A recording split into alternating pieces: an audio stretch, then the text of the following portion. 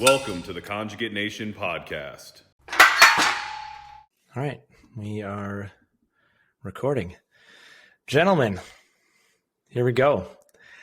I have maybe had too much yerba mate this afternoon to keep this tight and tidy, but time will tell. I think we're each going to start by talking about who we are and what our background is before we dig into the topic today, which is going to be a discussion about the conjugate system and its application specifically to CrossFitters and sport athletes. So, without further ado, let's broaden our minds. I guess I'll start from my side. I grew up on the farm. I was there until I graduated early in grade 12 and went to full-time professional wildland firefighting. I did that for 12 years. I worked with a specialty group called Rapid. That was special for many reasons, but the primary reason was the access fires via rappelling and hoisting from the helicopter platform. At the time, it was a fitness culture. It was very common to be working with Olympic team athletes, ex-national team athletes of all varying sports and backgrounds, lots of Ironman, lots of distance runners for marathon and more, to which I was part of. The weight limit for RAP for most of the years that I worked there was 170. So my body weight back in the day was 170 pounds or less. I found myself as a vegetarian for several years. I found myself doing ultra distance running. My longest run was 125 kilometers, to which I accomplished on trail in 21 hours and 37 minutes. I traveled and climbed all over the world. And that built a solid endurance base that kept me motivated and super keen for fitness for most all of my time there. And it was near the end of my time at Rapid that I found CrossFit online, started doing some of the workouts, found them exceptionally challenging and very, very humbling, especially as an endurance athlete. Anything with barbell was very foreign to me. Sometimes when lifts come up, it was a real mess. My bench press, when I was running distance, was 95 pounds as a 1 rep max. I remember it specifically because I asked for a spot and was humiliated by my friends. But I took the spot nonetheless. And it was about actually as I found CrossFit and started doing it more and more and felt myself near to the end of my career at Rapid, I realized that one of the things I loved the most about RAP was the training component at the start of the season and the fitness side of that for sure. So with that in mind, my partner at the time and I decided to press forward and open a CrossFit gym. And that got the doors open for us in fall of 2009. It was also, I had got a call from Dave Castro in September of 2009 asking if I would host sectionals in Squamish for British Columbia, our province up here in Canada, and said yes to that before we'd actually open the gym doors. I'd been referred to him from another friend in the community who suggested I might be a good fit.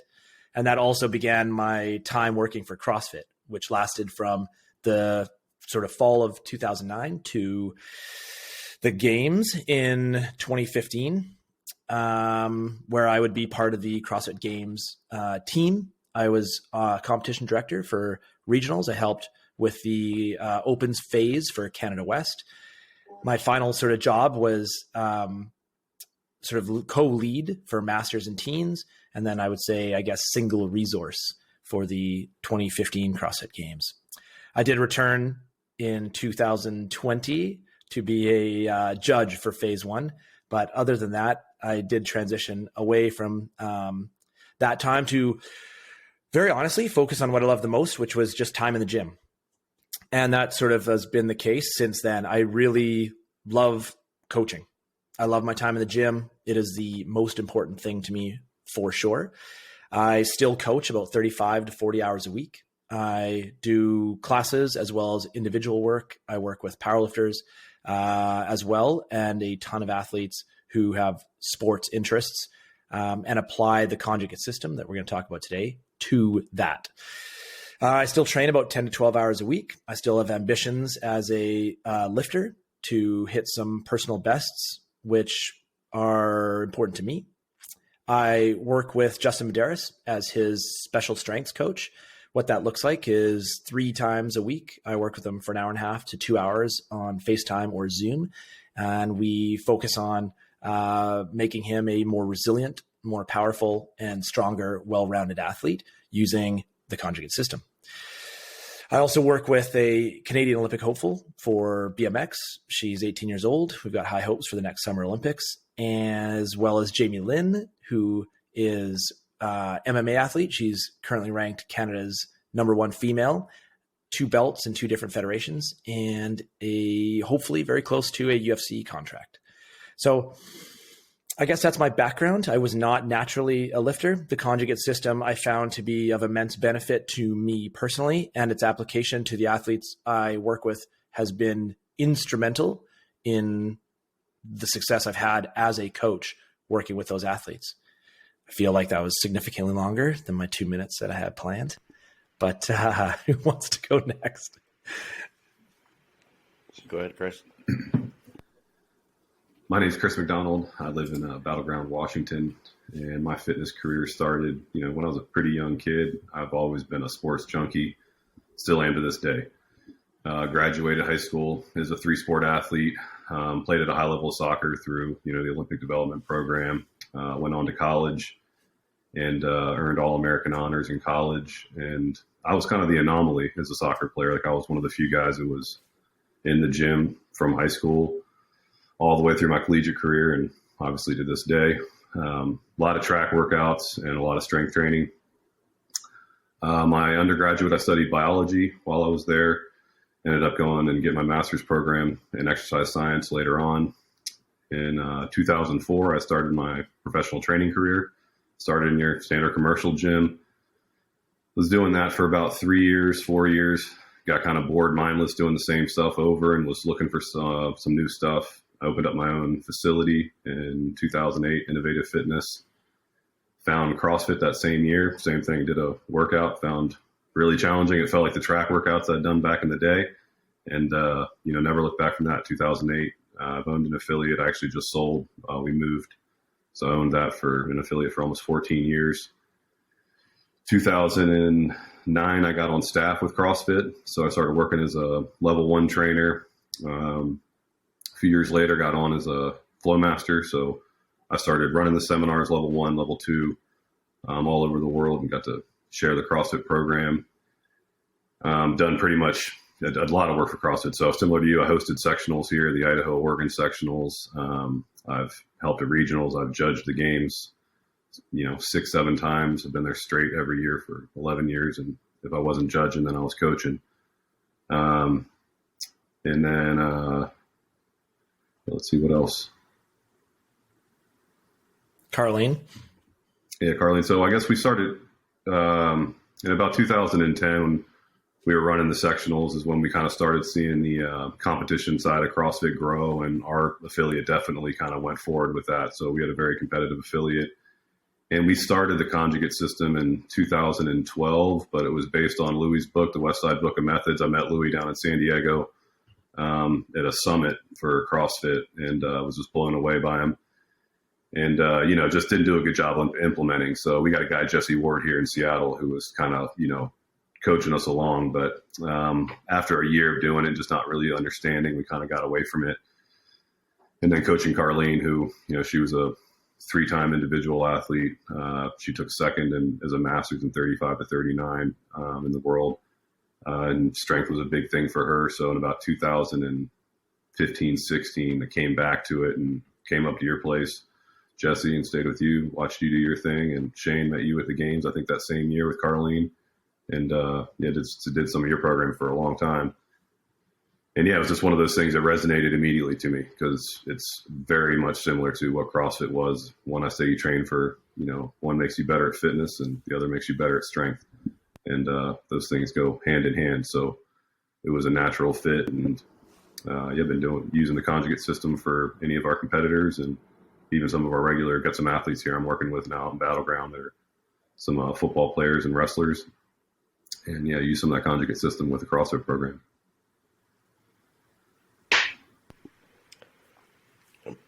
So I'm Shane Sweatt, and it's funny because you talk to other people, you hear these guys talking about their background, and a lot of people that you associate with strength sometimes start from endurance.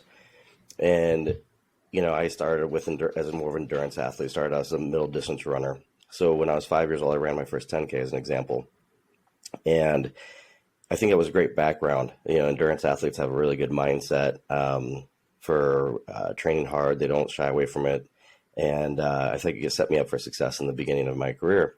So when I started off, the reason why I started running when I was young is because I had asthma real bad. I was a sick kid. I was, like I said, horrible asthma, always had issues going on. So parents sat me down and said, hey, look, in life, you're going to have problems. So you're going to learn, you're going to attack them. Anytime you have a problem, you face it head on, you go after it and get past it. So in my career, I really believe that you should push yourself physically and psychologically and try to evolve psychologically and physically throughout your entire life.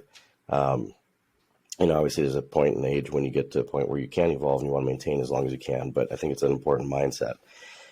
And from the time I was 5 years old, I started running middle distances, all the way up to marathon distance running. By the time I was 16 years old, I got into competitive cycling. I raced USCF, so I would do time trials, road races, criteriums, things like that, points races, and which led into doing triathlons as well. By the time I was 13 years old, I really started lifting weights. I always say I grew up in a gym. My parents were both athletes. My mom was a trainer at a gym, so after school, I'd go right over to the gym. She'd give me workouts to do, and I would do the workouts until she got done and got off work.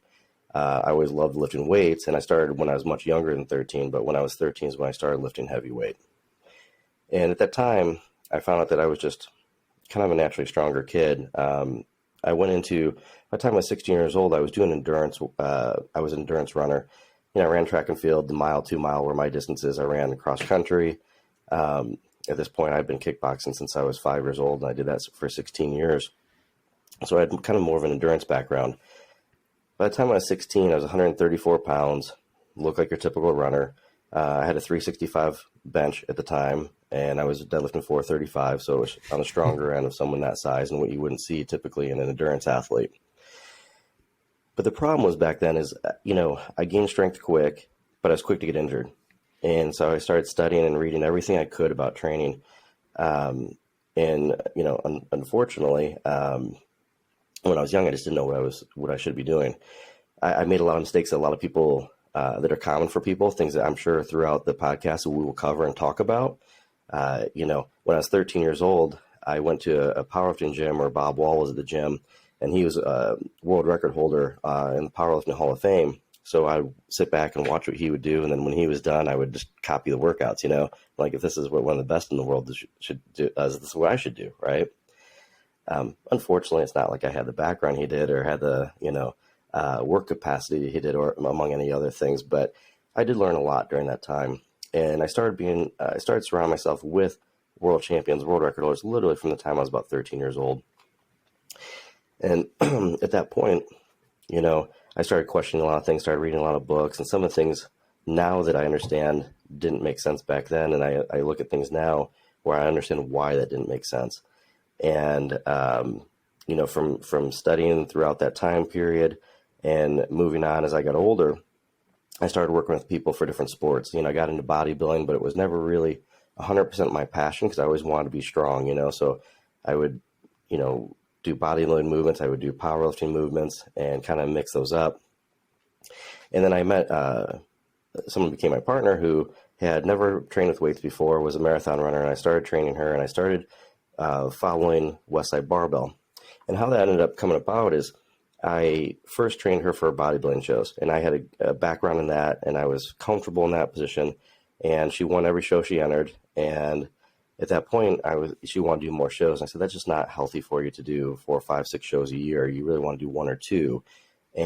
But she was very competitive. So I'm like, why don't we try powerlifting? At that point, what I did is I started looking at all the different powerlifting groups out there. I looked at, Metal Militia. I looked at Big Iron. I looked at a lot of different types of training that existed. And I could always find something mathematically wrong with them, or something that scientifically just didn't line up, until I got into the Westside Method. And the Westside Method, just everything made sense to me. I couldn't find anything. I couldn't pick it apart. And it was so much well-rounded than everybody else. So I went to a seminar, that Louis Simmons held. And, he graciously, like always, had given a ton of time to anybody who was willing to listen. And I decided right then and there, like, this is what we're doing. And I bought every, unfortunately, I'll say VHS tape they make. I guess it was a while ago.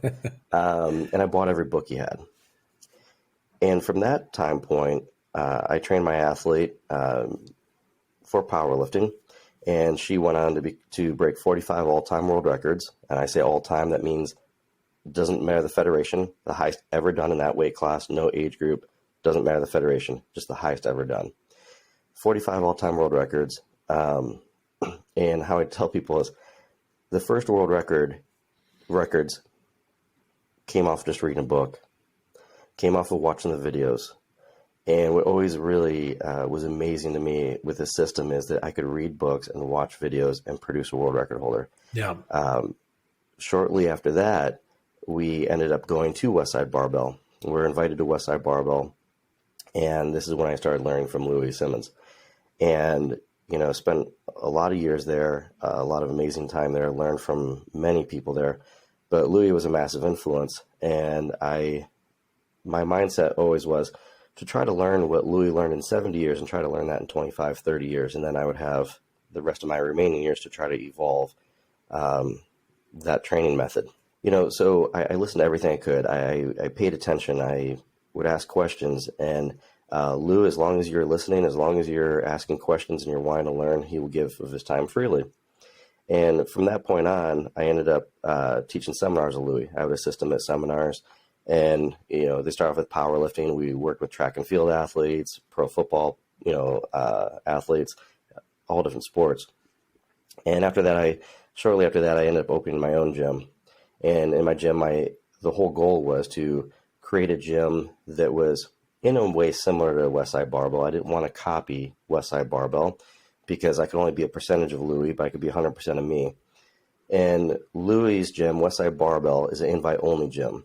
I wanted to take a gym where anybody could come into my gym and be able to train them and get people to the highest level as well, as long as they were willing to put the work in. So I opened my gym. That gym currently holds 127 all-time world records.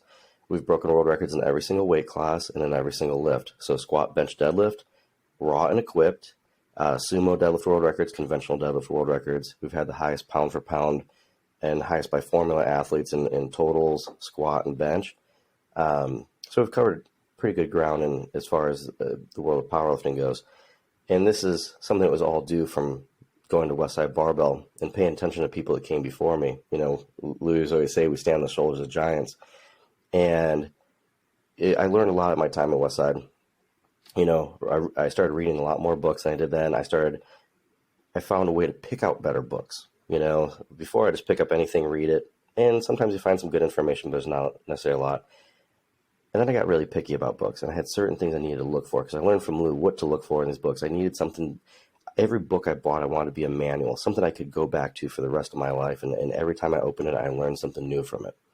And something I learned from Lou a long time ago is he rereads all his books. Some books 100, 200, 300 times. And he always said there's always something new in that book.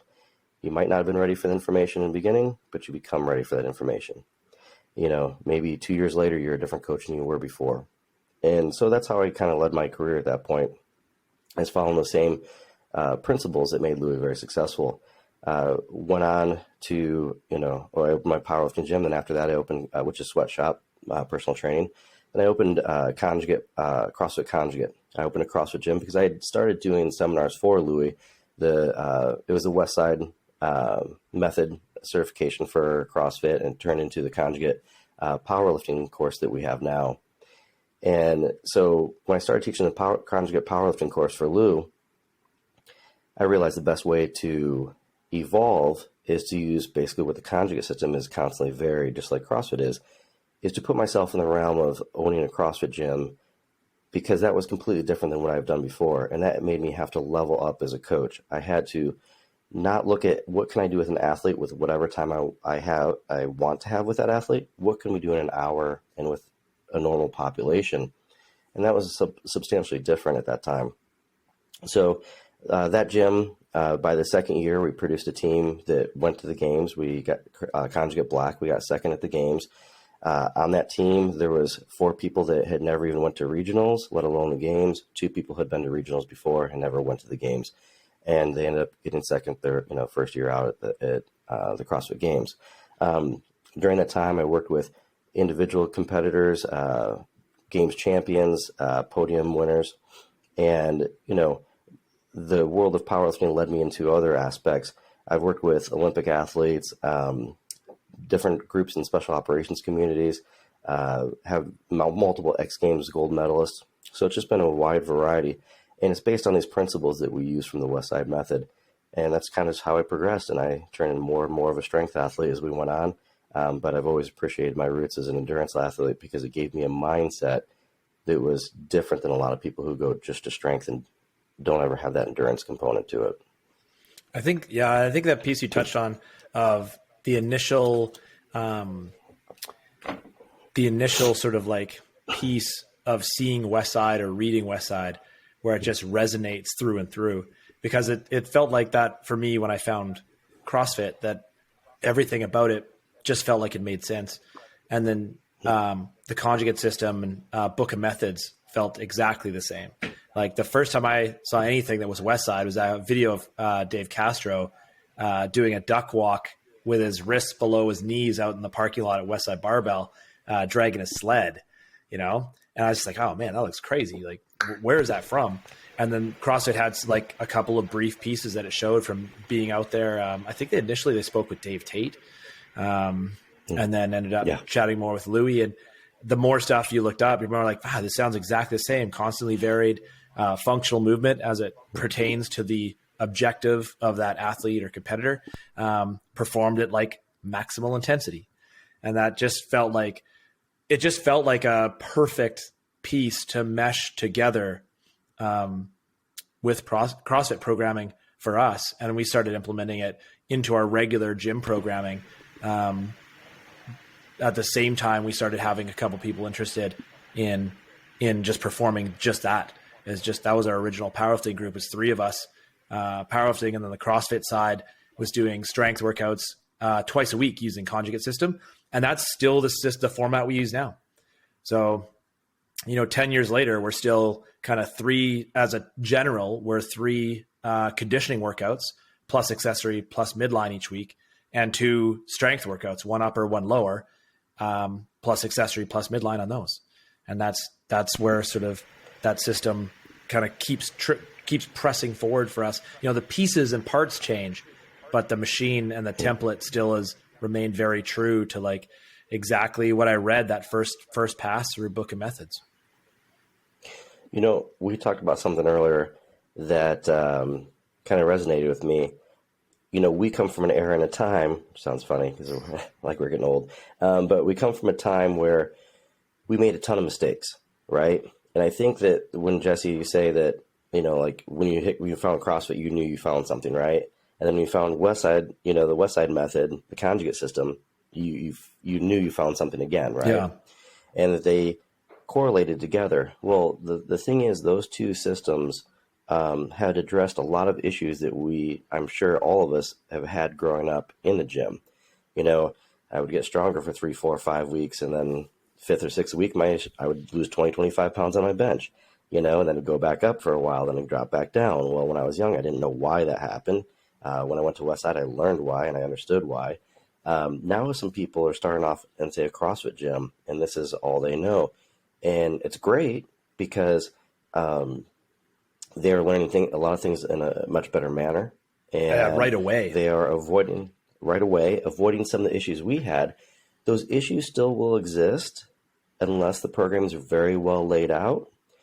But it'll take longer to notice and harder to notice. So what's interesting is what I did was so bad when I was young that it was a smack in the face. So it was really easy to understand that I needed to make a change and keep evolving, right? And, I think when people go to a good system that sometimes they get lazy and they don't realize that they have to keep evolving. CrossFit's evolved. Watch the games. It evolves every single year. It's not ever knocking CrossFit. Next year will be better. The following year will be even better because you have more people involved, coaches at higher levels. We're all learning, we're gaining education and knowledge and experience every year, and we can keep improving upon that system. But I think, that's one of those things that people starting off in CrossFit gyms are lucky in a sense, but also might not realize that it's their responsibility to become a student of the sport and gain education and try to constantly improve their level of knowledge. So it'll be interesting to see where things go. Yeah, I think the opportunity is there like never before for athletes. And it does start to come back to, those coaches, those gyms that are excellent are bringing a lot to the table. And now it becomes back to like what we need is those athletes that we've seen in the past who are just straight up hard workers, willing to put the time and effort in, willing to expand their knowledge and their minds to better their craft.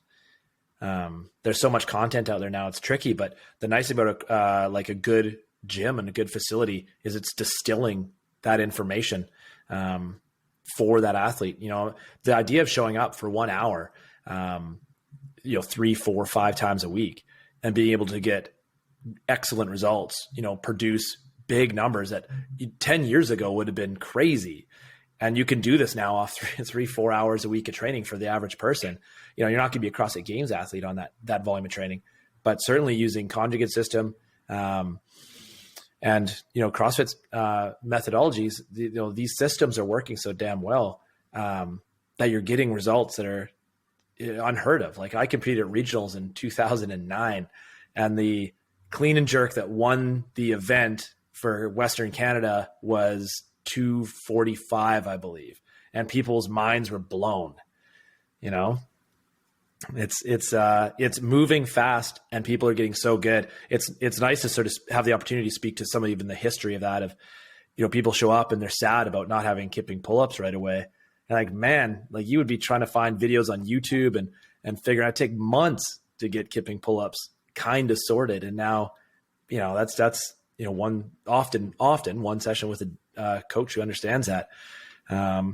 It does feel to me like the conjugate application in that environment is the next evolution of what comes next, for an ad. I think one thing you guys have, noted on, and, I came from that academic background as a way to try to, build some education. If I was going to start training people in sports, was all in my mind from the get-go. And, obviously in a school, you're trained to just regurgitate what they do. And a lot of those manuals that you're reading, those aren't based off of anybody that really ever accomplished anything, and I think that when they're not studying, 200 Russian weightlifters or, some of the stuff that Louis kind of came out with, and even stuff that Greg Glassman was putting out. I remember the first time I read What is Fitness? And I can remember I sat down and was starting to read the CrossFit journals. I'm like, what's this CrossFit? Because I've been doing the same old bodybuilding routine and not seeing any results and just bored out of my mind.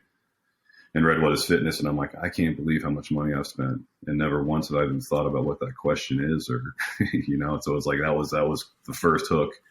And then coming into Conjugate, when I heard Louis speak, it was like, oh yeah, he's talking math and physics. And you're like, okay, like this is not some theory. Like this is legitimate science. And then you start going into his books and then everything that he's referenced, not just the ones that he's written, but the other ones.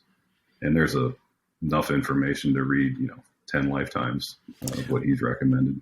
Yeah, it's funny actually. A couple during the spring of 2020, I finally picked up Science of Sports Training. I think that's Kurtz, I think. Tom that's Kurtz, one of my favorite ones. Yeah, that's right. Yeah, that's right. Kurtz, Yeah. Orange cover, graph on it. Yeah, with the graph on there. Yeah. So the one thing I was like, wait a minute. As I started flipping through it, then I looked to the table of contents. I was like, man, this is like the 10 components of fitness.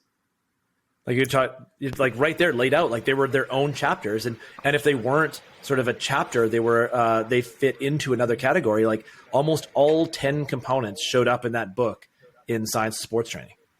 That's awesome. And if you think about the cool thing about like Greg and, I don't know where Mel Siff came from, but I know Greg, had lots of conversations with Mel Siff, and obviously Louis has nothing but great things to say. Is, Louis and Greg had zero, academic background, but when you talk about from a education standpoint, like it's hard to find two people that are more educated from a exercise science academic side than those two. Yeah, that it produces good results. Yeah, absolutely. Yeah.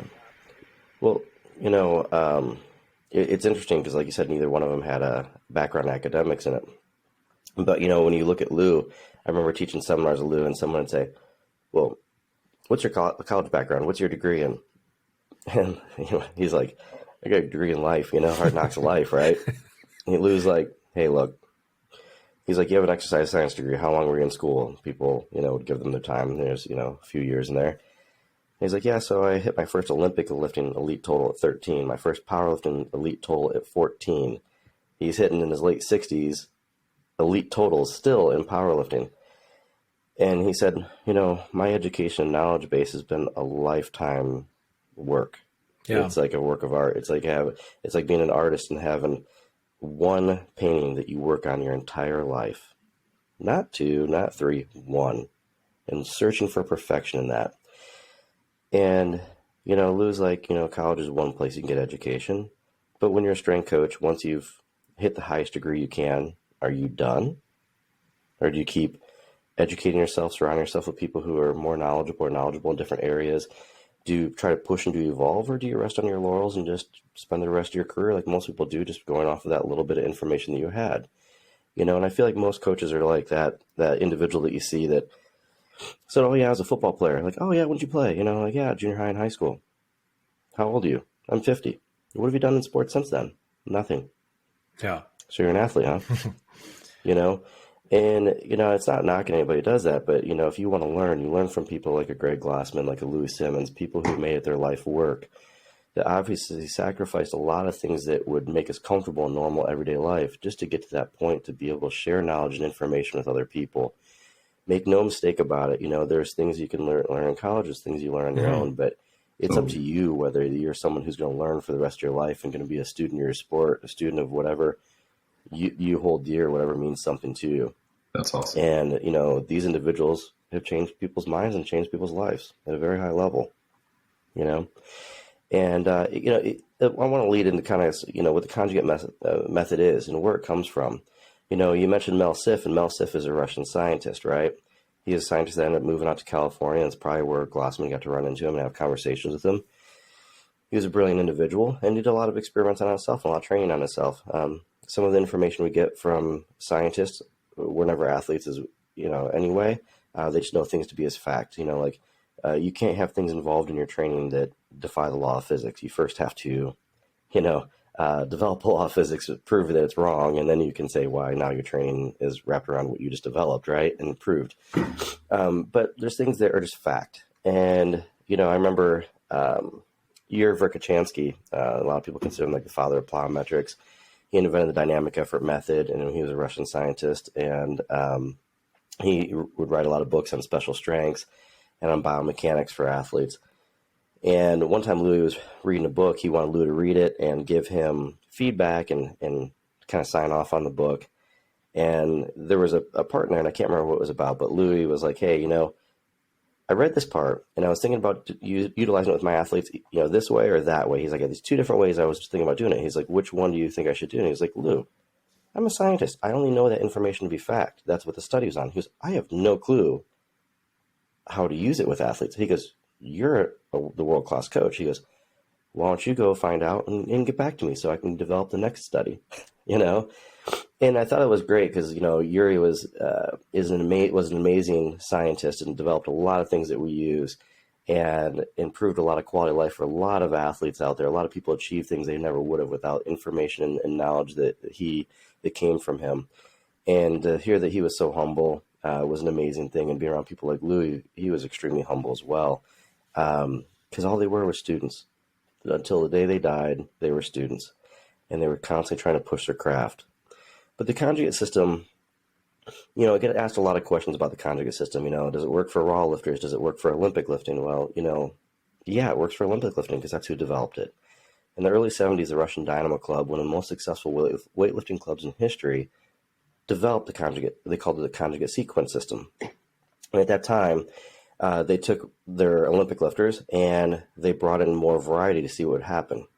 At this point, they had 73 lifters. 72 of them afterwards said, we want even more variety. And they kept begging for more and more and more variety. The more variety they had, the faster the numbers took off in competition. The less injuries they had, the less wear and tear on their body. And at this point, they knew they were onto something. At the same time, you had the original Westside Barbell Club in Culver City, California. The Westside Barbell, as most people know it, in Columbus, Ohio, was actually a homage to Culver City Westside Barbell. It actually was not the first Westside Barbell.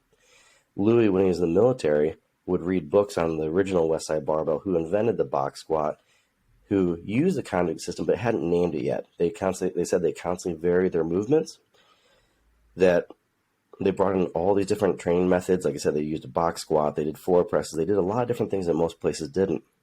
They developed a lot of world record holders in powerlifting. They developed world record holders in track and field. They covered a lot of sports. It's very well known and documented that Arnold Schwarzenegger would go there to learn from them and take back and develop new things for bodybuilding. And so they don't get credit for it necessarily because they didn't name it, they didn't do a study on it and develop it. But both these gyms were going at the same time, both these places were going at the same time doing the same thing, and they found the same information. And when you look at sports, you hear the best endurance athletes in the world, the best strength athletes in the world, and you'll hear the same information from them. To get to the top, there's only one way you're going to get there.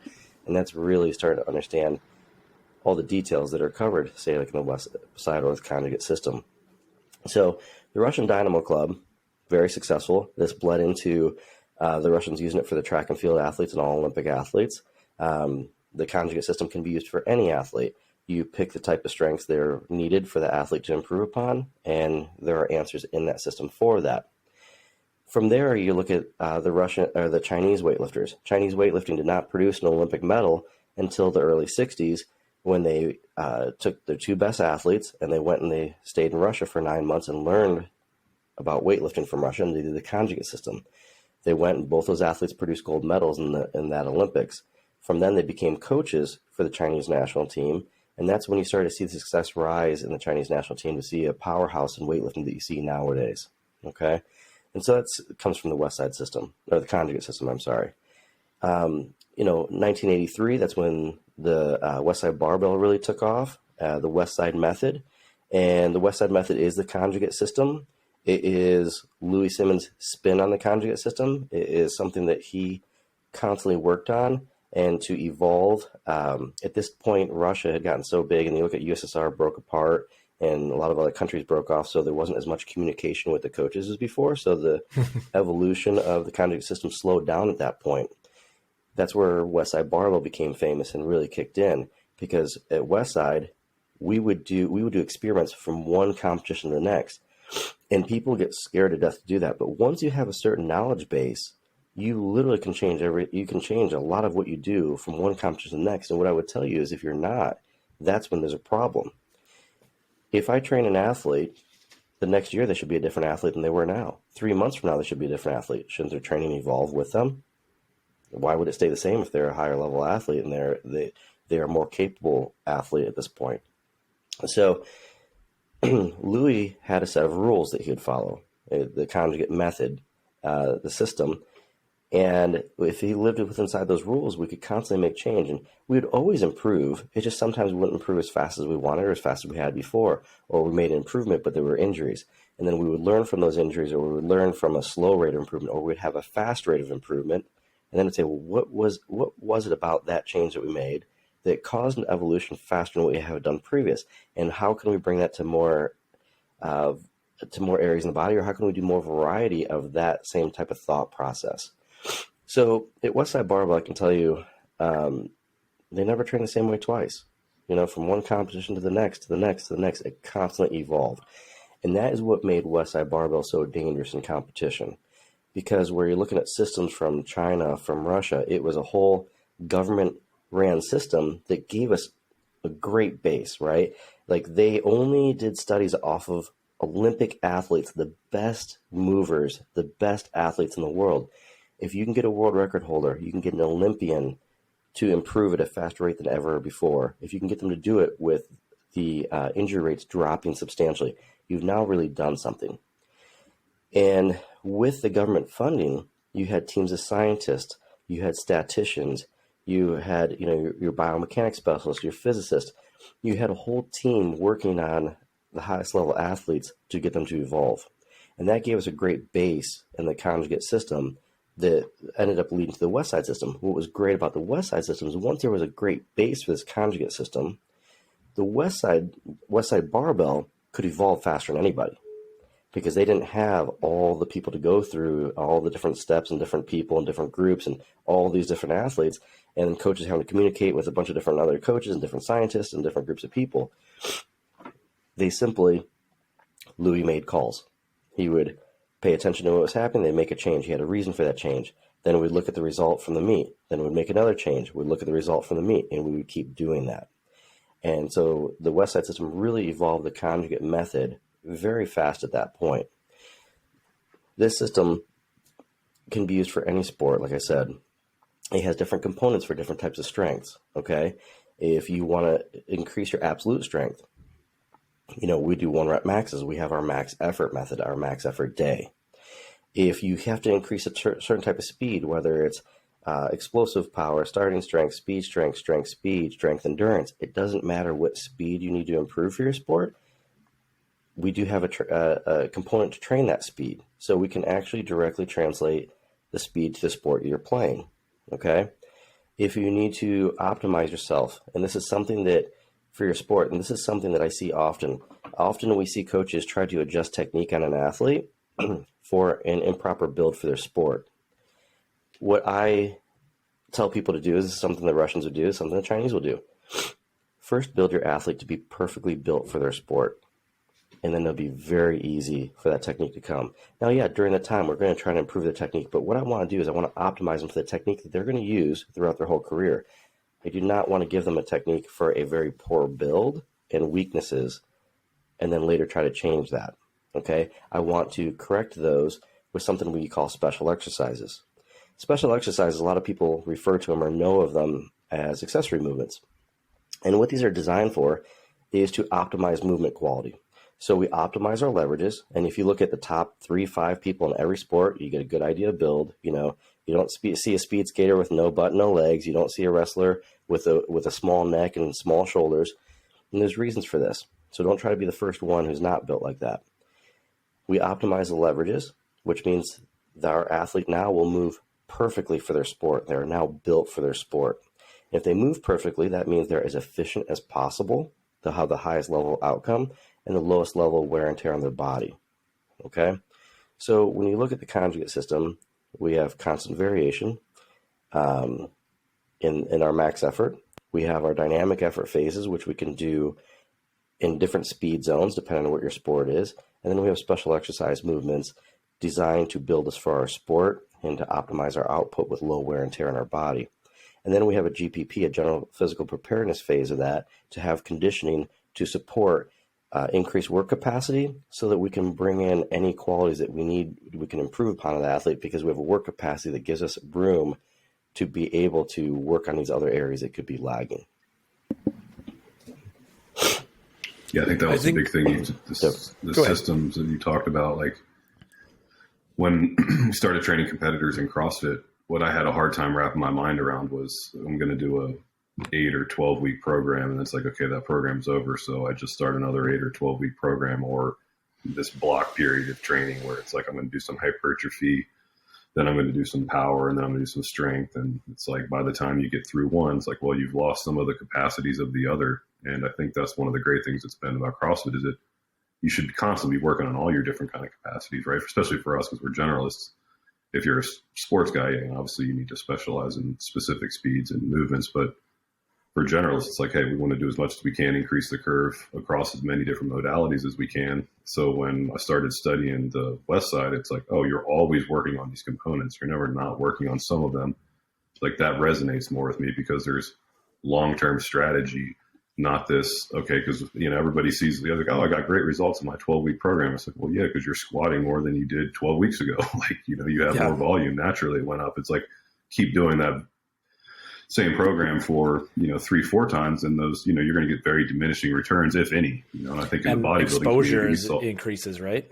Like the other side of that is those programs, like not only I think with some of those programs, like you might get quicker results because it's simple and it doesn't require you to know much. You can take your projected or current 1 rep max, enter it in the machine spits you out your program, you execute on that, and that will get you results. But I think the problem with that is it lacks longevity to keep athletes healthy. It lacks longevity to continue to produce results. And that's, I think, the piece that shows up with the conjugate system over time is that, I've been doing it 6 days a week for 10 years. I can still, just like you'd heard those original CrossFitters, like Greg Armisen talking about, that he's fit. I think I remember seeing a video with him saying he's 15 years in, still hitting PRs. And I would say for me, I'm at 41 years old. I'm 10 years in to the conjugate system and still hitting PRs like Mondays and Wednesdays. There's, like you said, you can make progress doing anything at a low level. Once you get to a high level, you start to get very limited on what will actually excel you forward. And so when you're talking about like the progressive overload system or gradual overload system, the problem with that is when you say you put in a number and then it spits out like, here's the percentage you should do and here's how many lifts that you have. This is based off of hypothetical. This is, which means that maybe it works good for you because it just happens, you're lucky and it's dead on for you, right? Or pretty close, right?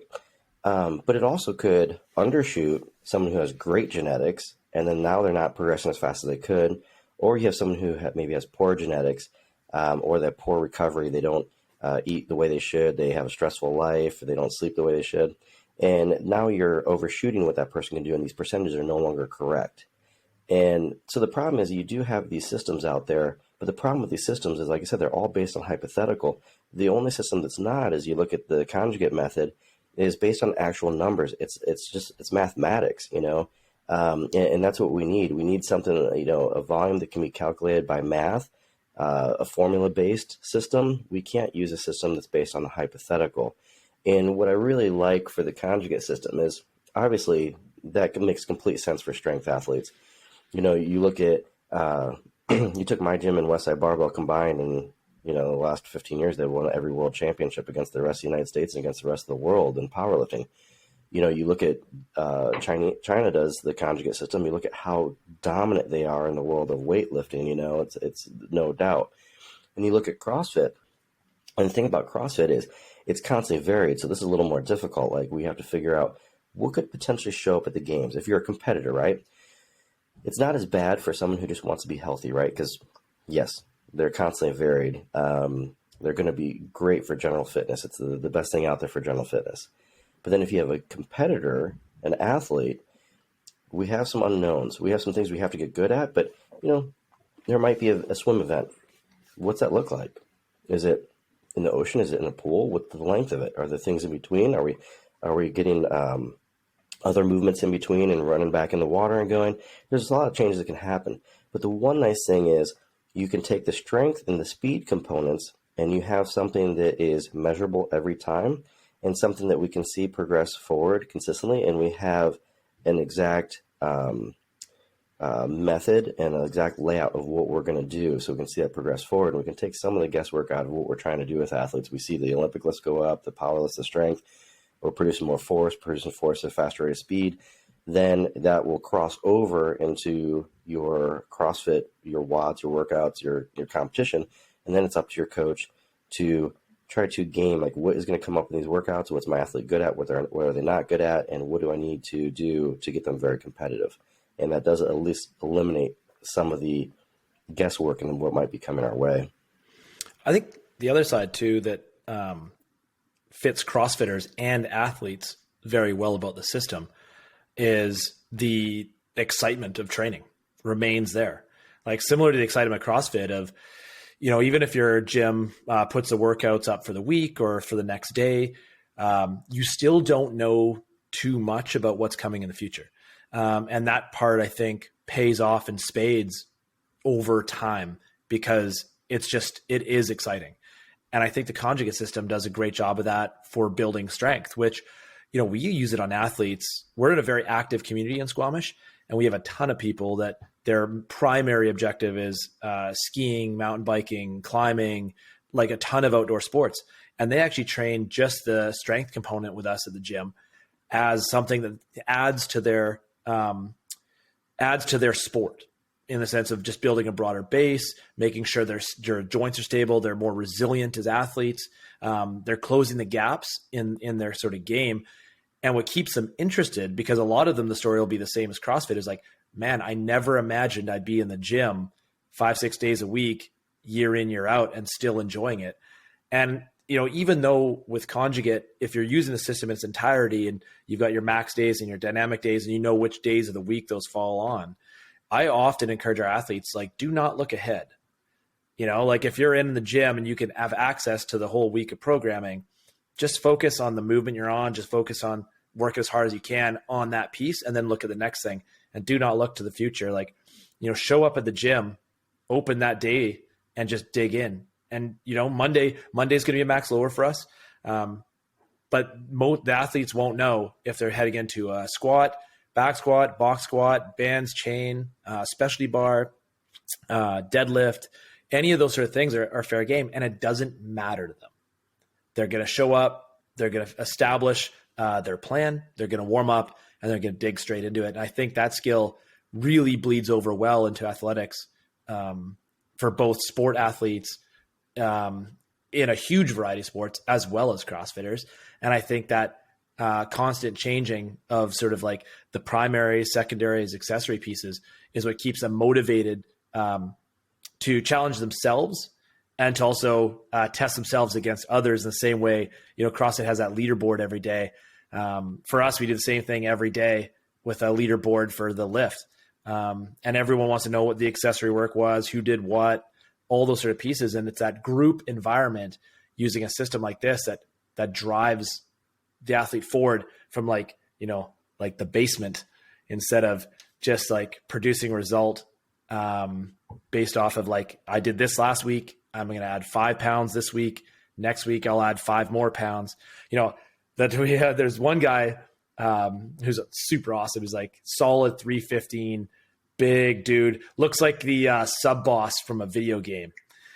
And he trains in his garage, like windowless garage, has his like fully kitted out, and he uses like old school base progressions. And he's like, I just don't see like what the value of the conjugate system is. Like, nope.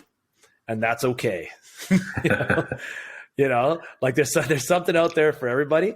But I would say in general that this system has worked exceptionally well for us over more than a decade with probably thousands of athletes, I guess, all of it's backed by, it's backed by science. There's always exceptions to the rules, and you're going to find people that make it their own ways. But, we think about the dynamic effort day. So, force equals mass times acceleration. If it's a 1 rep max, that acceleration is going to be kind of slow, right? If you double that acceleration, you can drop half the weight and you can produce the same amount of force, and you can do doubles or triples. So now you're producing the same amount of force with lighter weight, but you're moving faster, which, in CrossFit, that's, if we're doing Fran, that's 95 pounds. That's designed to be light, light to moderate, obviously for games athletes, it's light, but light to moderate. Whereas something like Tommy V, that's rope climbs and thrusters at 115, a little bit heavier, like the speed's going to slow down. But we see it a lot right now with a lot of CrossFit athletes because they get so, I think, enamored with volume. How much volume can they execute in a single session versus, what the role of each exercise is designed for. It's where it's like dynamic effort, that speed, like we're making you faster. And you see the great athletes really fast, where you see a lot of CrossFitters who want to try to be better. They're just slow. It's like you can't move a 95-pound bar that slow. I don't care if you have a 400-pound max. Like, you got to find a way to move faster. And that's the cool thing about the conjugate. You find the weaknesses in the breakdowns. You fix them, whether that's through the max effort, the dynamic effort, or I like special strengths, better than accessory, because accessory is one of those kind of, token terms right now where everybody talks about accessory work. But, in the West Side and the conjugate system, it's special strengths because it's specifically there for your weaknesses. Like, where are you weak in your development as an athlete, or where do you lack leverage? Like, maybe you just, from a certain standpoint as a build, you need to work on, something different. And that's where you use that accessory work to really build it in, which makes your body more resilient. It decreases, this pattern overload where you don't make your deadlift better by always deadlifting. Like, you don't make your Fran better by always doing Fran. You make it better by doing other stuff. Yeah, totally. And that works. Like, your deadlift will get better by more deadlifting when you're new. When you're new, yeah. But there comes a time when that doesn't work. And I think that's definitely, I think in any sport, that athletes really risk when they don't have other options, they'll push volume, and I always use that example of a marathon runner, right? Yeah. Like having trained and ran marathon and greater distances, you get your result, you are happy or unhappy with it. It doesn't really matter. But the next question is like, what do you do between here and your next race? And you're like, well, you've wanted to produce a better result, so you're going to probably increase training volume. And you're going to continue to do that until one of like a couple things happen is one, you don't have any more time in the week, which is often stuff where you run into like Ironman athlete, right? Let me talk about 18, 20 hour plus training weeks. Like for a person who's got a proper job, that gets real spicy. Or two, injury. Like it's really hard to continually increase volume and intensity on the same patterns and not run up against a wall where you're dealing with sort of soft tissue or joint integrity issues. And that's where I think the conjugate system really opens the door for being able to better manage volume and significantly do a better job of managing exposure or risk of injury. Because just like with CrossFit, there's so much variation, like from specialty bars, bands, chains, box, range of motion on patterns. You get into boards or pin pressing. All those sort of pieces create a different stimulus. So you talk about maxing out every week. Oftentimes people are like, man, I just don't see how you do that injury free. And the reality is you're like, well, because of the variance. Because last week was a 1 rep max box squat. This Monday is 1 rep max back squat or specialty bar back squat. Next week is a good morning triple. The week out. So that variance really opens the door. It also, what you were saying there as well, is opens the door for being able to use movement to diagnose and strength to treat, which is like something that I will explain to like any practitioner that I've had the chance to work with is a huge plus to the system. Because, I think sometimes when you're like, how do we tell? Well, you can hold a broomstick and do an overhead squat. Like that shows, a functional range of motion. You're like, for sure. The sell on that is pretty low for a one-on-one session past maybe an initial assessment. But if you're using this system, a ton of variation in both maxes and accessory work, it just shows up. Like weakness just shows up. All you have to do is watch your athletes to be like, oh man, they really when the bar gets heavy, they get dumped forward. When the bar gets heavy, their knees come in. When the bar gets heavy, they round their back on the deadlift, which, maybe they can actually perform a deadlift really well with, wood plates and an otherwise empty bar, but then they can't maintain that position under more load. And rather than having to push the envelope on, hey, you need to brace harder through midline. You really think, trying to give a better explanation of the pattern or, try this instead. It's just, okay, let's look at this from a strength aspect. Where does a weakness lie and how do we build that up? And that assessment is constant. Like it's every session, especially for one-on-one athletes. Like, I really hate getting cut short on a session with Justin because I want to watch him do every single piece. And just I'm constantly looking and assessing, where has he gotten stronger? Like, what's the next piece? What's going to hold him back? What does he need to be either more resilient or use to push his lifts to the next level or his strength endurance? Like most certainly you can have a positive effect on CrossFit workouts from volume accessory. One of the things you mentioned that's interesting is when you talk about bracing and, you tell someone to brace their abs in the midline for a squat. But the thing is, if they've never braced anything before, what does that mean to them? So if I do 30, 40, 50 reps on crunches or sit-ups or V-ups, I'm going to feel a burn start to come on. There's no brace. But if I do a 1 rep max, 3 or 5 rep max ab movement, you feel the brace. So at least it gives you something to feel what it should feel like. So the experience and variety in exercises teaches you a feeling, so you know what to look for when your coach says to brace, that you're looking for the same feeling. Then when you work these 1 rep maxes, 3, 5 rep maxes on abs, you get better and a stronger brace, and you get a better mind-muscle connection to be able to listen to those cues that your coach has given you.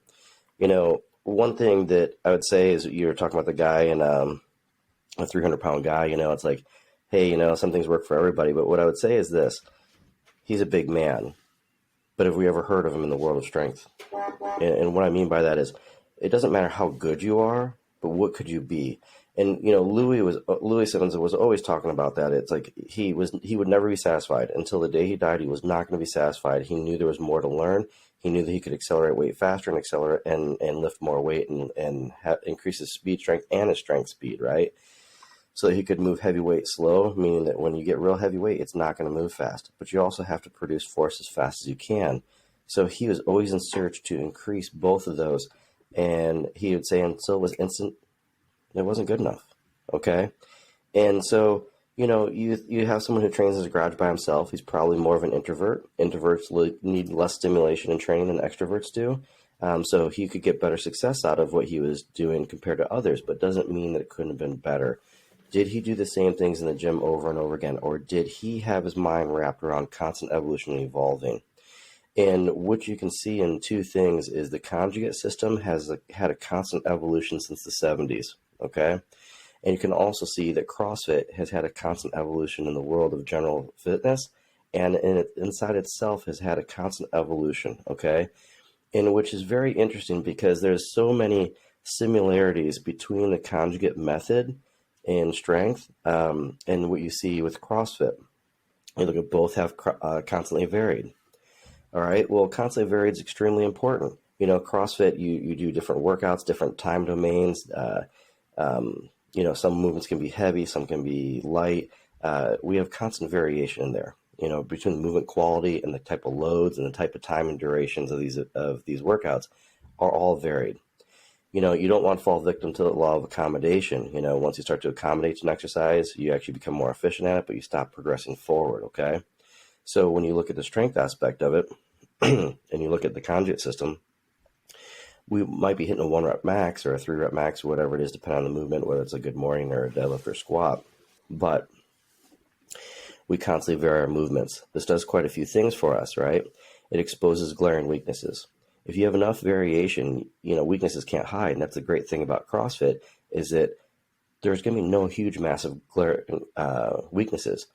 If you are a CrossFit athlete and you've been doing this for a couple of years, or you're a coach and you have glaring weaknesses, this doesn't mean that the CrossFit is bad, right? It just means that the way you program it is improper, and it has room for improvement and evolution in what you're doing. You shouldn't have any glaring weaknesses with doing CrossFit, okay? And with the conjugate system, all it does is it gives us one lift to hyper focus on movement quality. When you hit a max, coaches are paying attention. It allows us time to look at one movement instead of what does someone, when they're doing a sub-maximal weight for high repetition, sometimes it can hide a little bit and be hard to tell. But underneath a 1 rep max, it will come out, okay? And if we do enough variety of a 1 rep max, we'll see any problem we need to have, or that we need to fix. Another thing too is it also helps us with our central nervous system. So with our central nervous system, if you're doing the same workouts all the time in CrossFit, you're going to start to degrade over time. It's a protection mechanism. Your CNS will degrade, so you can't lift as much weight to help protect soft tissue. In powerlifting, I can do a variation of a squat that, say, is 30% harder than a regular competition squat. That means a 30% less load on my back. That's that much less spinal compression. It's that much less percentage on my nervous system. This allows my nervous system to stay peaked. It allows me to hit maximal output every week by having movements in there that keep my central nervous system in check, by being such a hard variation that I cannot load it with as much weight. So constant variation in CrossFit, constant variation in a conjugate system works the exact same way. So many people say, you know, these CrossFitters do so much different variety in exercises. They do so much volume and training. It's only a matter of time they're going to get hurt. They're going to blow apart. they're just used to training in a global gym, doing the same workouts all the time, developing glaring weaknesses, developing dysfunction in joints, and creating problems for themselves. So they think that if you do things at a higher pace, heavier weight, and more variety, then there's no way you're going to be able to hold together. What they don't realize, these CrossFit athletes are learning better quality movement, right? They can, you have to introduce 15% more new exercise to an athlete each year for them to learn new movement at the fastest rate possible. And I want you to think about this. If I take a black belt in jiu-jitsu and I take someone who's never done jiu-jitsu before and I introduce them to a submission that neither one of them have ever seen before, think to yourself, who's going to pick it up faster? Clearly the black belt in jiu-jitsu is going to pick it up faster. It might be something they've never seen before, but everything I'm going to do, they've already done it some capacity, in some angle, some degree, and the concepts of jiu-jitsu, they fully understand. So it's very easy for them to pick up a movement. For someone who's never done any of that before, it's very difficult for them to pick up the movement. So what we notice in CrossFit, a lot of people in powerlifting say, oh, you're not going to become a good powerlifter when you're new. Like Conjugate's great for older powerlifters, but new powerlifters, it's just too much variety. You're never going to learn the movement. Go to a CrossFit gym. I watch people the first day not be able to jump on a 12-inch box. And by the end of the year, some of them are doing muscle ups, jumping on high boxes, and they're doing so many different movements they've never done before. And the ones they did do before, they're moving much better at, a much higher quality, okay? Because it starts to eliminate those glaring weaknesses, And we see it at the highest level. You see Matt Fraser was a better Olympic lifter when he was a CrossFit athlete than when he was an Olympic lifter, right? He's lifting heavier weights, and he had a huge work capacity that he gained from CrossFit. He had constant variation, so a lot of those glaring weaknesses were taken care of. And through all these different movements that were available in CrossFit, he became a much higher level athlete. It would be easier to teach him nuances, even in Olympic lifting. It would be easier to teach an athlete like that after they had such a high level of movement quality than when they were so limited to movement quality. So constant variation is huge, okay? And then when we talk about high intensity, one amazing thing about CrossFit is, go into any CrossFit gym and you'll see a bunch of people say, oh, I'm not competitive. First day in the gym. The minute that buzzer goes off and there's a time domain on there, everybody's competitive, right? Yeah. But this brings the intensity that's required for the change that they're looking for. Yeah. So often I see people say they want a certain level of strength, or someone's like, well, I want to lose 60 pounds. I have a wedding coming up in 6 weeks. Might have started sooner. How long did it take you to put the extra 60 on? I don't think it was 6 weeks. Okay. So if you want to make quick change and if you, want massive improvement, there has to be a level of intensity there. And then when you look at the conjugate system, 1 rep max is the highest level of intensity that you can achieve. And we work up to 1 rep maxes for our max effort days. So we do high intensity just like CrossFit does. Okay. And, then we also look at the component of functional fitness. And the nice thing about CrossFit is there's constant variation. So you have all these new movements that you're learning. And with these new movements, you become a more well-rounded athlete. You learn new movements at a faster rate of speed, which is athleticism, The more variety you are introduced to as a CrossFit athlete, the faster you will learn to pick up new movement, okay? And that's athleticism. That right there, that helps make you functional. And the types of movements that are done in CrossFit and the ability to learn new movement makes you a very functional athlete. And I look at the conjugate system and we use special strengths and special exercises so that we can optimize our build for the task at hand, what we're trying to do with that build. So if you're someone who has weak glutes and your toes point out when you get tired and you're carrying farmer's walk, or you're running and you get fatigued and your toes start to turn out because your glutes are weak, well, we'll use accessories to get our feet to point straight ahead. This means our hips will retain full joint function, or more likely to retain full joint function. And we're not going to develop problems in our joints. We're not going to develop dysfunction. We're going to maintain better positions, which makes us more efficient. More efficient means higher output in our sport, but it also means less wear and tear on our body, which is extremely important. So these 3 massive components of CrossFit are the same 3 big components that we use also in the Conjugate Methods course and in the conjugate system. And that's why I find it extremely that it meshes so well together, because it follows the same principles. Just one's for specialists and one's for generalists. But if you want to optimize your generalist, you have to understand the specialist component to understand what may be lacking in that athlete. I think probably It's a lot like CrossFit. Sorry, go ahead, Jesse. Go ahead, Chris. I was going to say, I think that, sometimes, people get frustrated with programs because of poor implementation. Some people that are using some of that max effort stuff, I would argue that dynamic effort has a lot of intensity. When you're doing doubles at 70% of your 1 rep max for 10 minutes, like that's a lot of foot-pounds of work that you're doing in that 10 minutes. When people implement it poorly, it's like, oh, that gets you hurt. It's like, well, just like CrossFit, we're not telling you to do it and not move well. Like, move well first, build some consistency moving well. And then, hey, let's hammer that intensity. And I think, exactly, just like anything, there's a lot of people that seem to be looking for how little they can work out to get the most result. Where I think the cool thing with CrossFit and Conjugate, that most of the people that we attract, at least the ones that really make it and last, they know if you want to get some results, you gotta put in the work and pay up. Like, it's not going to be, nothing worth happens easy. And, both of those programs, when implemented correctly, are going to get you tremendous results. Yeah, absolutely. I actually was thinking about it recently that, when we first opened our gym, you come in and be like, okay, a kettlebell, who's seen this before? And somebody would be like, I've seen one of these. And now that's just not the case. Like when you ask about, have you ever done a snatch before? Like, yes. Yeah. And you're like, oh, okay. And that knowledge is so much broader, I think, across the board because of the effect CrossFit's had on the entire planet, in the fitness world, that a lot of athletes have seen or had some exposure to these movements before they even show up at a CrossFit gym. You're getting athletes into the gym, perpetually younger. Like we have 60, 18 and under at the gym, and our youngest are like 5 years old. That's awesome. And then you imagine, like, okay, by the time you've graduated, athletes have been with us now, maybe like 12, 13 years as a kid.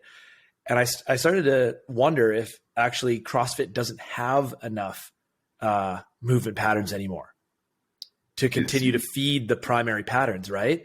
Like we're like that. And I'm, maybe that sounds crazy, but I think that like by the time you've started to put solid effort into these things, there even becomes a point of diminishing return on, like, if you break out the, standard movements of the opens, how many movements are we talking about?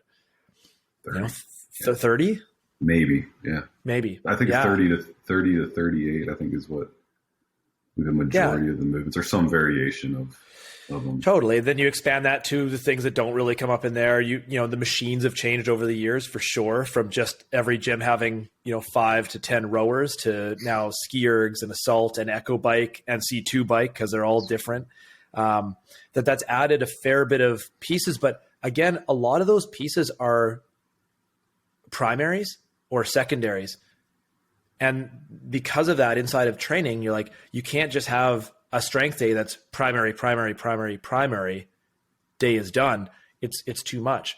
And what I think the conjugate system and the movements used in that system can add to a regular gym training, a regular class, an individual training session, is like, here, we can do some other things that feed these things you want to improve without sort of as much exposure, with a new stimulus change, right? Because handstand push-ups, most CrossFitters are pretty motivated for that handstand push-up piece, or that bar muscle-up piece. But a lot of those patterns are like, you could spend a ton of time dialing in the technique, and you could also spend a lot of time getting stronger.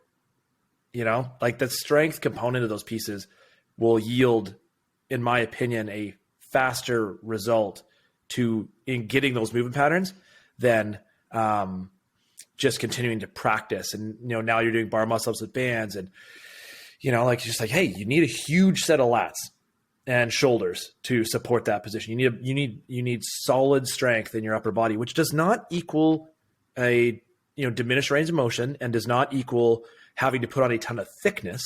Like, getting bigger is a choice. And is not a prerequisite for getting those more complex movement patterns.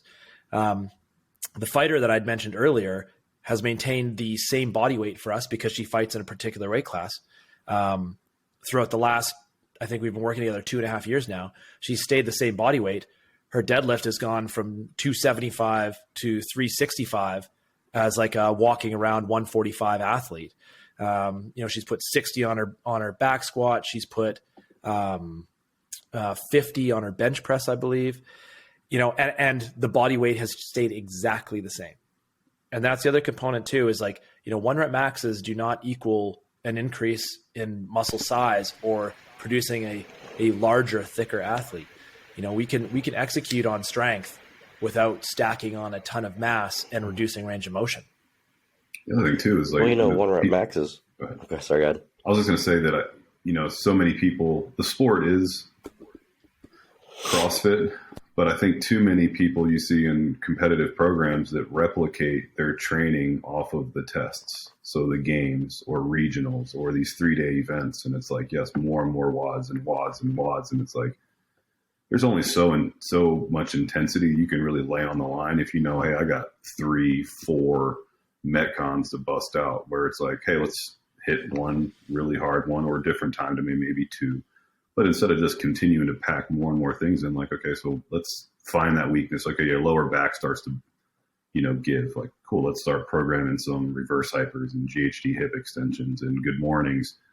And those things have a different physiological impact than just, doing 100 repetitions of deadlifts, and doing, 250 kettlebell swings afterwards or whatever in a workout. If you're just loading more and more volume, we're being smarter about your volume. So like, hey, we're not going to do as many reps, but we're going to go heavier to make you stronger.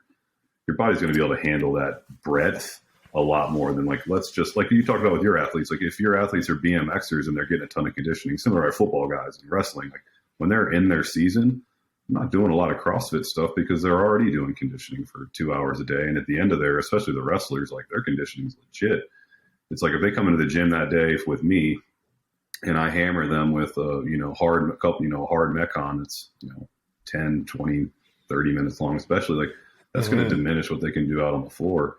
Whereas I can come in, like if they do some lifts, and do some strength stuff, like they're not going to have that same type of fatigue after a few hours break to go into their sport and then execute. So you're not replicating the same physiological demands over and over, which I feel like sometimes CrossFit programs, that's what it is. Like it's more and more wads, harder and harder. It's like, there might be some people genetically that have gotten away with that, like the Bulgarians in weightlifting. Yeah. But I would say from a long-term strategy standpoint, like that's where we're going to start to see injuries. And it's about, Shane, I know you say it all the time. And so Louis, train optimally, not maximally. Yeah. I think too, like just that, like imagine being able to reduce burnout.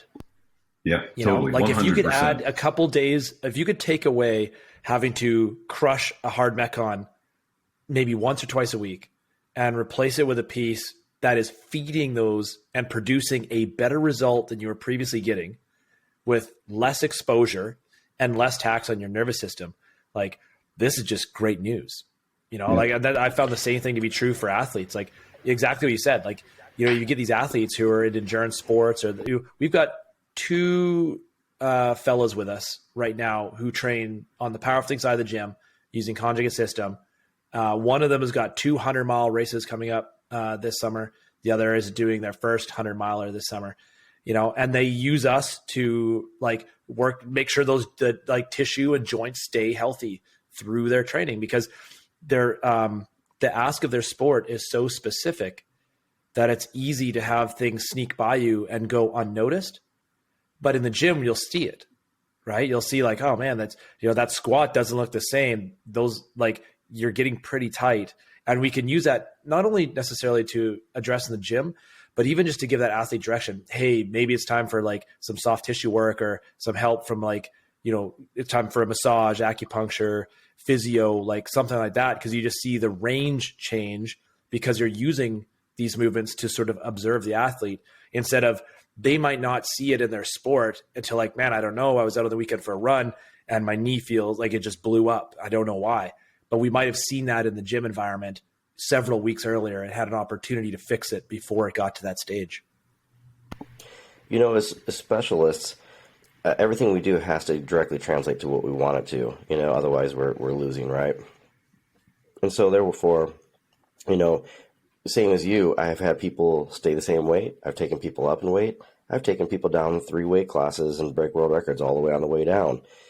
And so we can dictate our weight through many things like our rep schemes and special exercises and our food and stuff like that.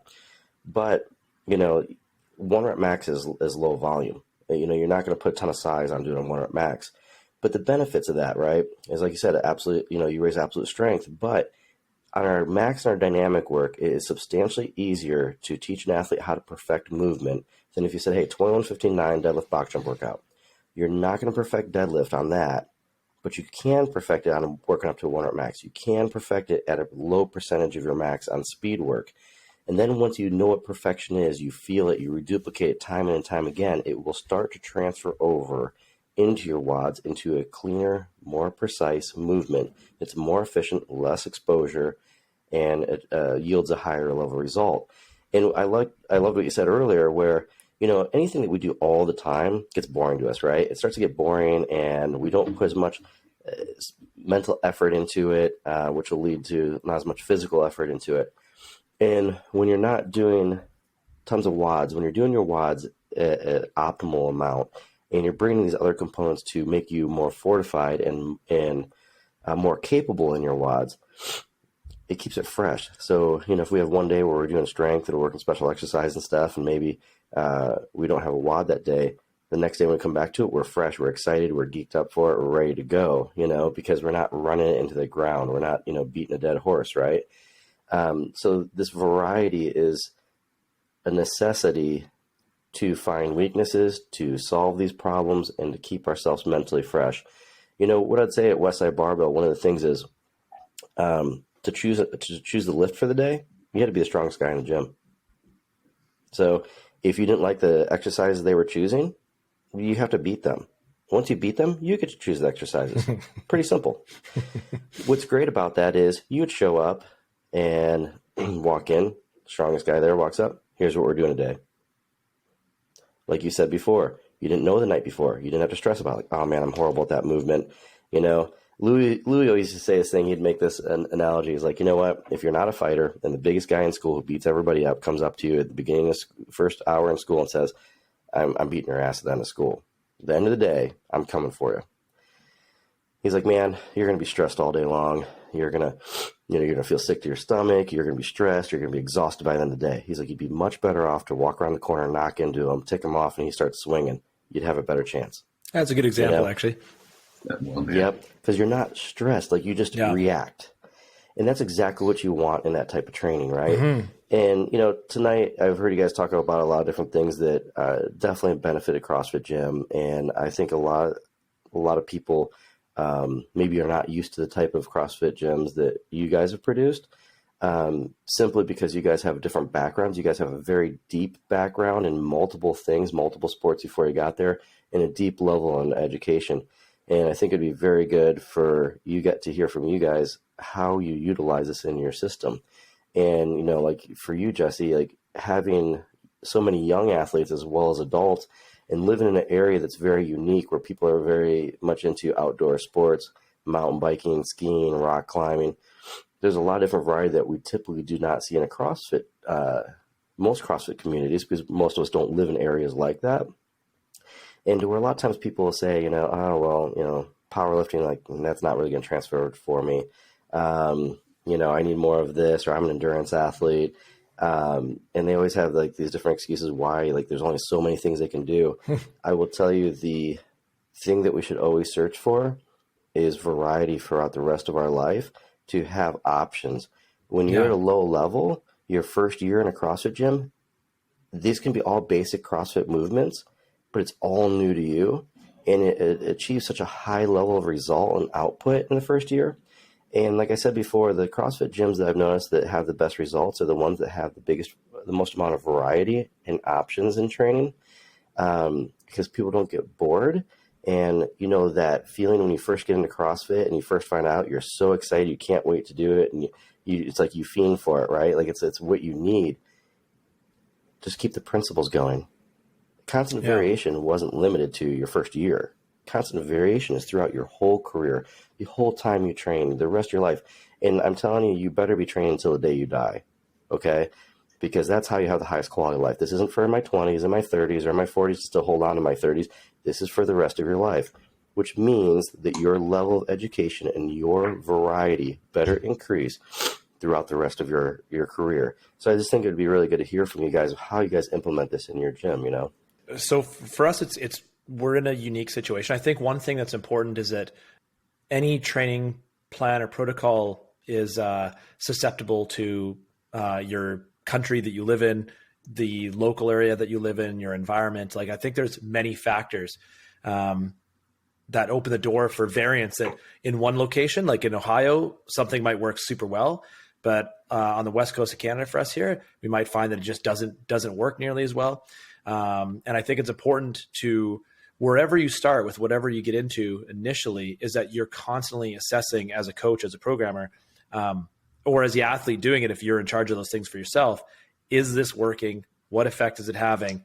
If it's not, what changes do I need to make to yield the results that I want? And for us, one of the things that's changed over the years is our 18 under is all lifting. So all of our 18 unders, because of like almost all of them, Squamish is notorious, the town that we live in, for kids are like overloaded with extracurricular. They dance, they do every outdoor sport. Like most of the outdoor sports here are world class, from climbing to skiing, mountain biking. Like, you know, this area is incredible. And one of the things that leads to is they are getting a ton of time, like playing sports and doing a lot of that sort of fitness. And the thing that we found is like the highest value add we can give is a really varied lifting program. So we work lifting with all of our 18 unders. The youngest kids, so when I say like our youngest athletes in the gym are like that 5-year-old, we've had kids as young as 3, is we actually start with strongman. So like the youth, actually the first thing you do in the gym for the youngest kids is actually strongman. So we've had like tiny versions of all the equipment you see on like World's Strongest Man made. So like the Iron Mind blue sandbags, we have like tiny little 10-pound versions of that, or 5-pound versions that are just filled with rice or bird seed. And we've got, we've actually bought stones. When I ordered stones from Steve Slater out in Ohio there, he's like, "Hey man, I just want to call you and confirm you want this size of stone. Like this is like a 15-pound Atlas stone." I was like, "Yeah, 100%. It's for our kids." So we have like tiny little Slater stones in the gym for our youngest kids. So they learn to, so the focus end of that group is push, pull, drag, jump, work together as a team, balance. Those sort of pieces are the things that we spend the most time on with that group. And because they're going to do these things, so they might as well learn how. Like when the bag becomes too heavy, how do they work together to accomplish the task? So like how do they learn to carry objects together, push or pull objects together? So they do sled drags, they push prowlers in teams or in pairs, all that sort of piece. For our adult classes, like I said before, like our general template for our CrossFit side of the gym is 3 metabolic conditioning workouts each week, followed by accessory that's geared towards fitting in sync with that workout. So for example, let's say if you're going to do Angie, so you got pull-ups, push-ups, sit-ups, squats inside of there. The piece for me in that is going to be shoulders. So time spent with hands overhead for us means we need to leave with some like upper back activation. So we might roll the traps a little bit and then finish on a rear delt piece like band pull aparts, side lying rear delt.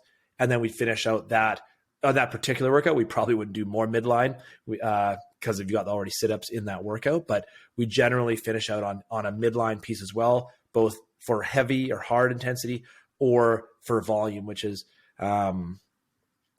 really has produced a great result of like, we deal with very few shoulder and low back issues as a CrossFit gym or as a lifting gym. It's very, very uncommon. And I feel like one of the big components of that is the ability to add in those accessory pieces that complement the metabolic conditioning and finish on a midline piece that, just like our CrossFit program, just like our lifting, has a lot of variance. So ab workout done for, extended period of time, so high volume, 3, 5, 8 minute long holds or those sort of pieces, but also done in sets of 20 at sort of more of a capacity piece, right? Or 30 seconds max hold. GHD is a great one for that. So have a hollow hold on the GHD with kettlebells hanging off bands and being able to brace as hard as you can for 30 seconds. And if the athlete's capable of doing that, we'll move to heavier kettlebells or, find a way to add weight or change a stimulus, having a partner stand behind them and move the kettlebells really changes the effect that has. But I guess as an example, I suppose, quickly, just as what would a strength day look like? A strength day for us might be, if we're going to go low body on the CrossFit side of the gym and fitting it into a 1 hour, let's say we're going to max out a squat. So back squat, front squat, OH squat, generally actually we put on a upper body day. But if we're going to max out, let's say a back squat, we would plan a solid warm up to prepare the athlete for that. We would work up from an empty bar to their heaviest lift in 7 lifts. We run the clock. So on a lift like that, we would say, okay, athletes are lifting a single rep on the 0, 2, 4, 6, 9, 12, 15 to get to their 7 lifts. So we keep it still still managed by time. So athletes, you can't have an athlete who's 35 minutes in and still grinding through their 1 rep and falling behind the group. So we keep that in check for maxing that out. A lot of times we'll just use a drop set after that. So after maxing out a 1 rep max back squat, we drop to 3 sets of 3 at 80% just to finish out, especially if the athlete had some feedback from the coach on a skills driven piece. Then this allows them to, instead of finish with watching their max lift, watch them work a threshold and being unable to give feedback, but then unable for them to apply it immediately. The drop sets really allow that to happen. For speed and time, we might transition from back squat and our drop sets into a good morning. So because we've already got the bar and the rack, it's easy to go, we're going to do 4 sets of 5 good mornings, increasing in weight. And we'll do those on the 2 minutes. And then from there, it's nice to have a finisher. So, excuse me, something like band hamstring curls. So if the athlete lays on their stomach on the floor, attaches 2 bands, number 1s, 0s, to a post, and then hooks both those bands, 1 around each ankle, laying on their stomach. If they just curl those hamstrings, we might go 3 minutes of those and then finish out on a plank piece. For example, actually, one that we did last week that was good was plank off the elbows and then the athlete's ankles on a foam roller.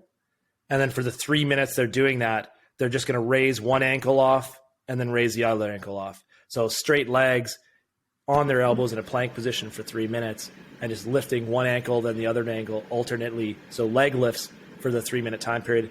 That was spicy with the people I use that on, from sort of classes through to sort of the top of the food chain. So there's something I want you guys to notice. When he starts talking about certain special exercises, do you see how excited he gets about certain exercises? When he got one that he knows really took it to people and was a weakness and something he could fix, he's getting excited about it.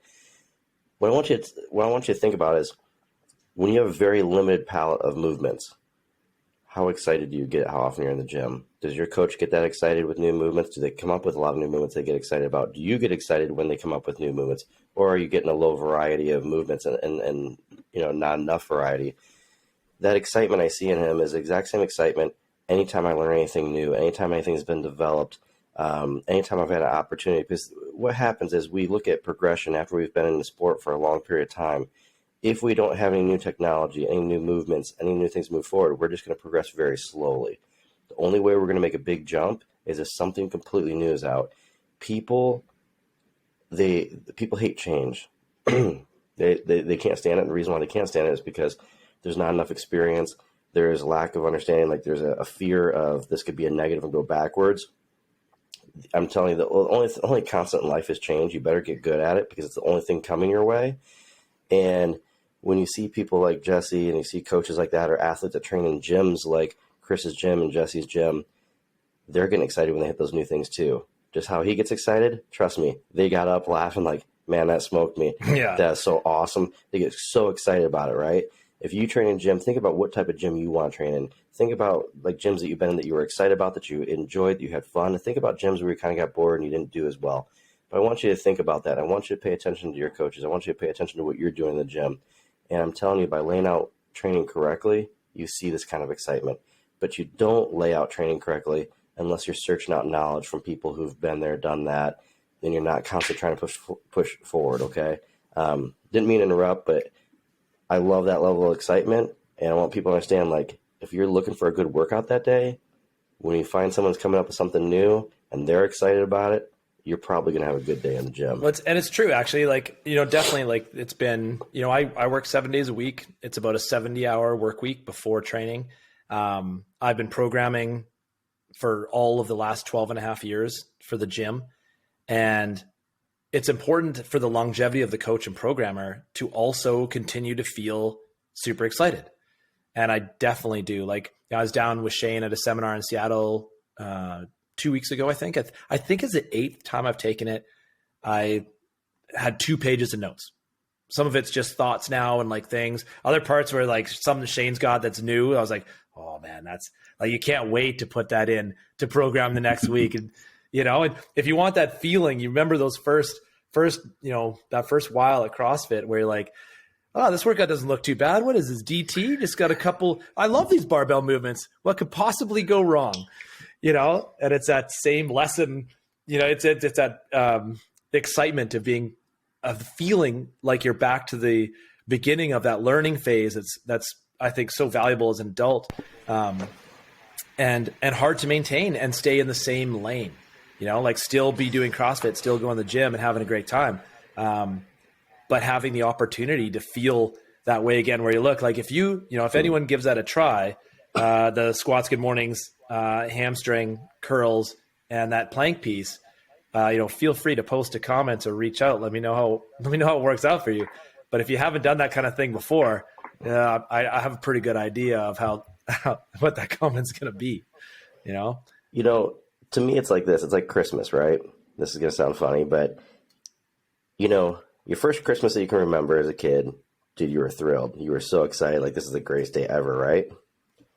Now, if you got the same toy every year, second year, you'd be excited, but I got the same toy. Third year, after a while, you could care less about Christmas. But you know what makes you excited about Christmas? Variety. You get new toys every year, and you cannot wait to see what you can get into and what you can come up with that new toy, right? And it's like, it's the same thing as a coach, but it's the same thing as an athlete, man. You want to stay excited. Trust me, you have to have variety. If you want to be well-rounded, you have to have variety. Yeah. If you want to be successful at life, like I said, you better get good at change, because that's how you're going to get successful at life. And, it's training this way helps develop a mindset that will carry on through all kinds of aspects, whether it's business or your personal life or whatever sport endeavor that you have.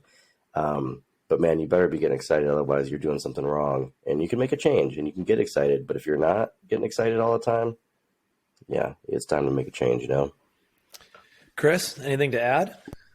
I think that was well said. I mean, I just giggle a little bit because the finisher stuff is so great. Like, if you've never done it, it's just something you have to do. And I can see the devilish grin, and I get it the same way. Like, there's something you do and you're like, wow, that was awesome. I just crushed them. I think there was a year, maybe 3 or 4 years ago, Christy Aramo went and trained at Westside Barbell. And I don't know which coach she was working with, but they put up a video, and she's on this belt, this ATP machine doing belt banded marching. I think she might have been holding a 50 or 100-pound sandbag, and just tears pouring out of her face, which, I mean, I feel like you learn a lot of mental capacity in those finishers. Because totally. I mean, when you have to do 200 reps of pull aparts, I don't care if it's a zero band. If you've never done it, you're going to burn.